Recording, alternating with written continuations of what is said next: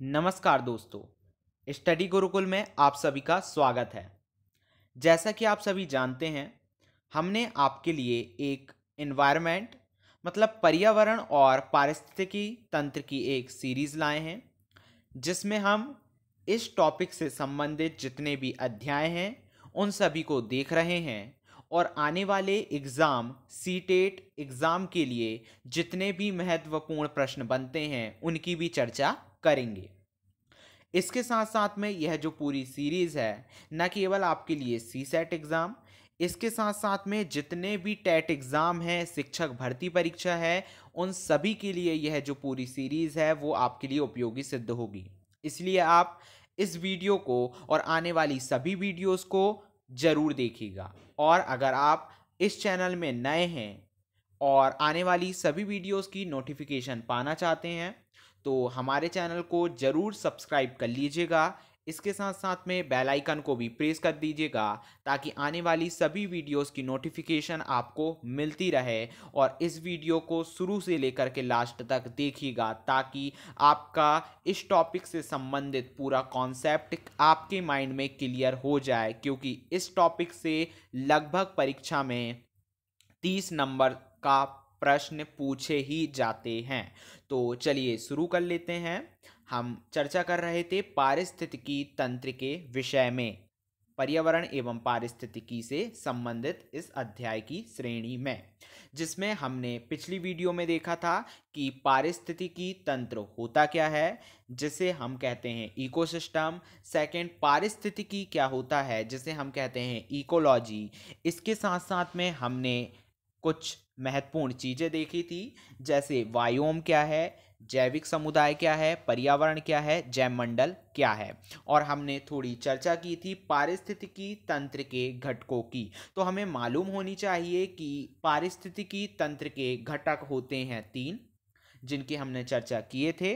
कौन कौन से हैं? सबसे पहला है जैविक घटक, दूसरा है अजैविक घटक, जबकि तीसरे घटक की बात करें तो वो है ऊर्जा संघटक। ठीक है। अब हम इस वीडियो में देखेंगे कि ये जैविक घटक क्या होते हैं, अजैविक घटक क्या होते हैं और इनके अंतर्गत किन किनों को शामिल किया जाता है, इनके बारे में पूरी चर्चा करेंगे। जिसमें सबसे पहले हम चर्चा कर रहे हैं अजैविक घटकों की, कि ये अजैविक घटक हैं क्या और इनके अंतर्गत किन किन को शामिल किया गया है, और इनके अंतर्गत जिन जिन को शामिल किया गया है उनको हम पूरे उदाहरण के थ्रू देखेंगे। तो सबसे पहले यह जान लें कि ये अजैविक घटक होते क्या हैं। तो देखिए, इसकी एक परिभाषा की बात करें तो परिभाषा ये है कि ऐसे सभी निर्जीव पदार्थ, ठीक है, निर्जीव पदार्थ जो जीवित नहीं है, जो जीवों को किसी न किसी रूप में प्रभावित करते हैं, अजैविक घटक कहलाते हैं। मतलब देखिए, हमारे चारों तरफ कई प्रकार के निर्जीव पदार्थ हैं, वह जीवित पदार्थ जो हैं या जीवित जैविक घटक जो हैं उनको किसी न किसी प्रकार से वो प्रभावित करते हैं। ठीक है। किसी न किसी तरीके से प्रभावित करते हैं, मतलब उनकी जनसंख्या को प्रभावित कर सकते हैं, उनके वितरण को इस प्रकार से वो प्रभावित कर सकते हैं। तो वह सब क्या कहलाते हैं? अजैविक घटक। ठीक है। अब अजैविक घटक यह कहलाते हैं। अब इनको मतलब देखिए, हमें तो ये परिभाषा के रूप में पता चल गया, लेकिन उदाहरण की हम किन्हें अजैविक घटक कहेंगे तो हम देखते हैं अजैविक घटकों में जैसे मृदा है। ठीक है, मान के चलिए मृदा है, तो मृदा भी अजैविक घटक है, या हम निर्जीव पदार्थ कैसे जिसे कह सकते हैं, लेकिन वह क्या करती है? जीवों, मानव, है ना, पशु, जानवर, इनको किसी ना किसी तरीके से वो क्या करती है? प्रभावित करती है। ठीक है, तो ये क्या हो गया कि ये हो गए अजैविक घटक। ठीक है, निर्जीव पदार्थ। अब और की बात करें, जैसे मृदा है, हवा है ना, जल है, कई प्रकार के कार्बनिक पदार्थ होते हैं, कई प्रकार के अकार्बनिक पदार्थ होते हैं। तो ये सब जो कहलाते हैं वो क्या कहलाते हैं? अजैविक घटक या निर्जीव पदार्थ कहलाते हैं। ठीक है। अब देखिए, जो अजैविक घटक हैं इनकी अगर हम बात कर रहे हैं, तो अजैविक घटक की अगर हम बात करें तो यह इस बात को सुनिश्चित करते हैं कि जीव पर्यावरण में कहाँ और किस ढंग से मौजूद है। देखिए, वही बात मैंने कहा था कि अजैविक घटक या निर्जीव पदार्थ जो हैं वो यह निश्चित करते हैं मानव की या जीवों की जनसंख्या, है ना, कहाँ हम निवास कर सकते हैं, ठीक है, और किस ढंग से निवास कर सकते हैं। ये पूरी चीज़ वो क्या करती है? सिस्टोमेटिक ढंग से बताती है या निश्चित करती, सुनिश्चित करती है। ठीक है। और इसी में एक महत्वपूर्ण बात और ये कि जो अजैविक घटक हैं इनको अगर हम अध्ययन की दृष्टि से बात करें तो चार भागों, अब कौन कौन से भाग हैं तो देखिए, जलवायु संबंधी कारक, सेकंड मृदा संबंधी कारक, तीसरा है अकार्बनिक कारक और चौथा है कार्बनिक पदार्थ। ठीक है, इस प्रकार से हम क्या कर सकते हैं, इनको अध्ययन की दृष्टि से बांट सकते हैं, किनको, अजैविक घटकों को। अब देखिए, इनमें भी हमने ये देख लिए कि जलवायु संबंधी कारक हैं, ठीक है, मृदा संबंधी कारक हैं, अकार्बनिक पदार्थ है, कार्बनिक। अब ये जलवायु संबंधी कारक कौन कौन से हैं ये मालूम होना चाहिए, मृदा संबंधी कारक कौन कौन से हैं और कार्बनिक अकार्बनिक पदार्थ कौन कौन से हैं। तो देखिए, अब अगर हम जलवायु संबंधी कारकों की बात करें तो हम प्रायः ये देखते हैं कि जलवायु संबंधी कारक मतलब जलवायु संबंधित कौन कौन से कारक हैं, हम देखते हैं हवा। हवा जलवायु संबंधी कारक है, जैसे वायु कहते हैं, प्रकाश है, ठीक है, आर्द्रता, ये भी जलवायु संबंधित कारक है। और सबसे महत्वपूर्ण तापमान, तापमान भी क्या है, जलवायु से संबंधित कारक है, जो मानव के वितरण को या जीवों के वितरण को बहुत ज़्यादा रूप में प्रभावित करता है। मृदा की बात करें तो देखिए, मृदा में मृदा की संरचना और संगठन से संबंधित जितने भी कारक होते हैं वो सभी मृदा के संबंधित कारक हो जाएंगे। अब अगर हम बात करें अकार्बनिक कारक की, तो देखिए, अकार्बनिक कारकों में हम देखते हैं सभी प्रकार की अकार्बनिक पदार्थों को, जैसे सल्फर है, ठीक है, फास्फोरस है, ठीक है, नाइट्रोजन है। तो ये सब जो है वो क्या कहलाते हैं, अकार्बनिक पदार्थ। अब कार्बनिक पदार्थ के बारे में मालूम होने चाहिए, जो हमारे लिए अत्यंत आवश्यक है और मानव या जीवों को प्रभावित करते हैं, जैसे प्रोटीन, है ना, कार्बोहाइड्रेट, वसा। तो ये सब क्या कहलाते हैं, कार्बनिक पदार्थ कहलाते हैं। ठीक है, अब हमें ये पता चल गया कि चार भागों में इन्हें बांटा गया है। अब कौन कौन से भाग हैं अब और कौन कौन इनके अंतर्गत आता है, अब हम प्रत्येक की चर्चा करेंगे, जो मानव के वितरण को या मानव को किसी न किसी रूप में क्या करती है, प्रभावित करती है। उन्हें ही हम क्या कहते हैं, अजैविक घटक कहते हैं। ठीक है, तो उनको हम पूरी डिटेल से समझेंगे कि वह कौन से अजैविक घटक हैं जो मानव को प्रभावित करते हैं और किस तरीके से वह करते हैं। जिसमें सबसे पहले हमने देखे थे जलवायु संबंधित कारक।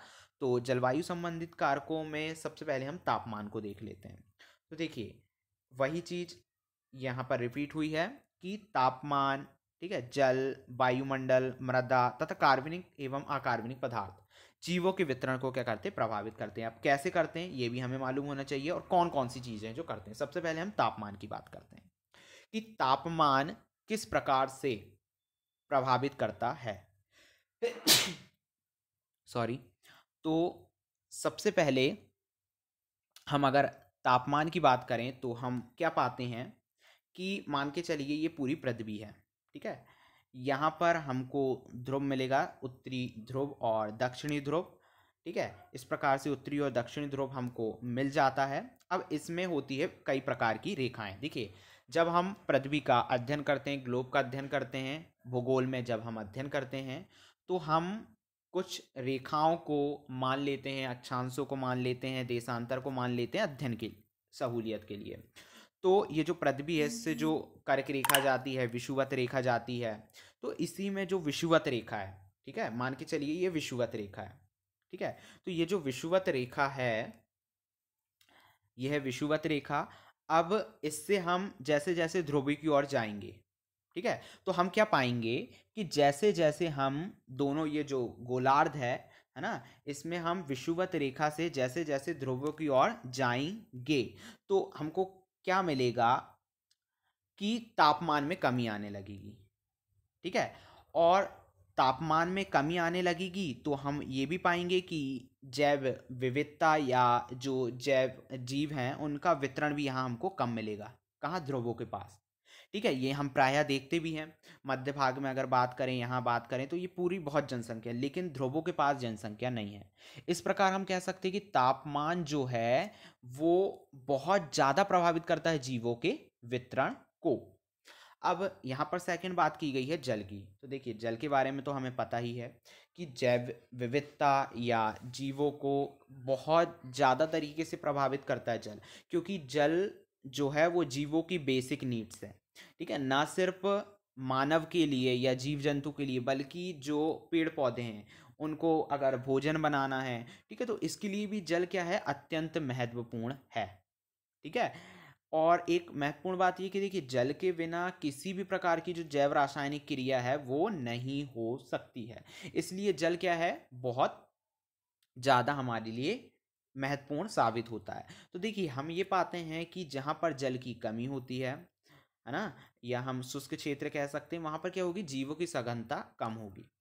जबकि अगर बात करें जहाँ जल ज़्यादा होगा तो वहाँ पर जीव जो हैं उनकी सघनता ज़्यादा होगी, क्योंकि जल होगा तो प्यास भी बुझेगी, उसके साथ साथ में भोजन भी उनके लिए क्रिएट होगा वहाँ पर। तो इस प्रकार से जल बहुत ज़्यादा जरूरी है। अब तीसरी बात यहाँ पर उल्लेख की गई है वायुमंडल की। ठीक है। तो देखिए वायुमंडल की भी अगर हम बात करें तो वो भी अत्यंत आवश्यक है, क्योंकि वायुमंडल में विभिन्न प्रकार की वायु होती है और वायु के बिना तो मानव रह ही नहीं सकता, जिस प्रकार जल के बिना नहीं रह सकता, क्योंकि ऑक्सीजन भी उसको वायुमंडल से ही प्राप्त होती है। तो देखिए वायुमंडल में जो वायु होती है वो कई गैसों गैसों का मिश्रण होती है। ऐसा नहीं कह सकते हम कि वायु में सिर्फ ऑक्सीजन है। इसमें ऑक्सीजन के अतिरिक्त कई प्रकार की गैसें होती है, जिनमें अगर हम प्रमुख गैसों की बात करें तो नाइट्रोजन मिलेगी आपको, ऑक्सीजन मिलेगी आपको, कार्बन डाइऑक्साइड मिलेगी। अब इसमें भी हमें मालूम होना चाहिए, कई बार परीक्षा में पूछ लिया जाता है कि ये कितने प्रतिशत पाई जाती है। तो अगर हम बात करें तो नाइट्रोजन बहुत अधिक मात्रा में पाई जाती है, 78% लगभग। ठीक है, लगभग 78% पाई जाती है नाइट्रोजन।